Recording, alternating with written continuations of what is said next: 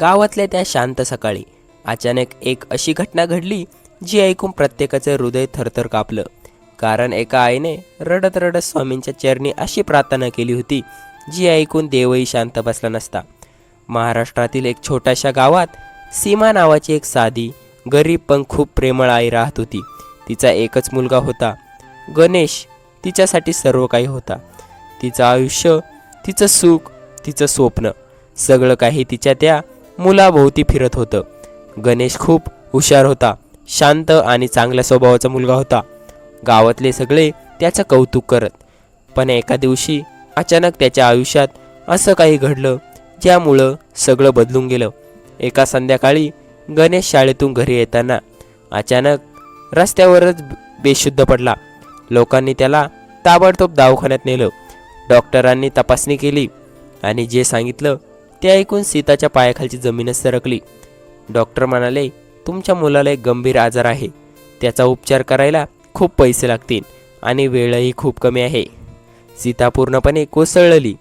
तिच्याकडे पैसे नव्हते, आधार नव्हता आणि वेळही नव्हता. पण तिच्या मनात एकच नाव सतत घुमत होतं, स्वामी समर्थ. त्या रात्री सीता झोपलीच नाही. ती थेट गावाच्या बाहेर असलेल्या स्वामींच्या मंदिरात गेली. तिथे अंधार होता, फक्त एक छोटासा दिवा पेटलेला होता. ती स्वामीच्या मूर्तीसमोर बसली आणि जोरात रडू लागली. स्वामी, माझ्या मुलाला वाचवा. माझ्याकडे काहीच नाही, पण तुमच्यावर विश्वास आहे. तुम्हीच माझा शेवटचा आधार आहात. तिचं रडणं इतकं वेदनादायक होतं की मंदिरात एक विचित्र शांतता पसरली. अचानक तिला असं जाणवलं की कोणीतरी तिच्या डोक्यावर हात ठेवला आहे. ती घाबरून डोळे उघडते, पण तिथे कोणीच नव्हतं. पण तिच्या मनात एक आवाज आला, घाबरू नकोस, तुझ्या मुलाचं काहीच होणार नाही.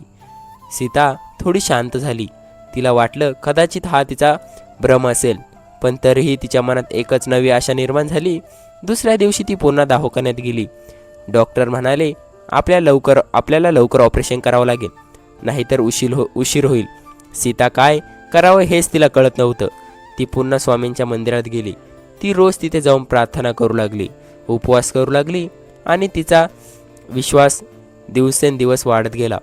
एक दिवस अचानक गावात एक अनोळखी माणूस आला. तो थेट सीताच्या घरी गेला. तो म्हणाला, मला कळलं की तुमच्या मुलाला मदतीची गरज आहे. हे पैसे घ्या. सीता आश्चर्यचकित झाली. तुम्ही कोण? तो माणूस हसला आणि म्हणाला, मला कोणी पाठवलंय, बस एवढंच समजा. सीता काही बोलायच्या आत तो माणूस निघून गेला. ती धावत मंदिरात गेली आणि स्वामींच्या चरणी डोकं ठेवलं. स्वामी, तुम्ही माझी मदत केली. त्या पैशामुळे गणेशचं ऑपरेशन सुरू झालं. ऑपरेशन खूप कठीण होतं. डॉक्टरही थोडे घाबरले होते, पण आश्चर्याची गोष्ट म्हणजे ऑपरेशन यशस्वी झालं. काही दिवसांनी गणेश पूर्णपणे बरा झाला. गावात ही बातमी वाऱ्यासारखी पसरली.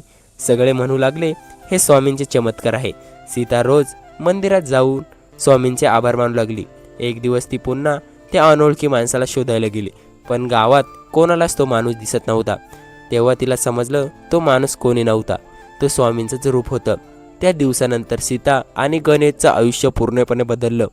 त्याचा विश्वास आणखी दृढ झाला आणि त्यांनी ठरवलं की हे आयुष्यभर स्वामींची सेवा करतील, कारण त्यांनी स्वतः अनुभवला होता स्वामींचा आशीर्वाद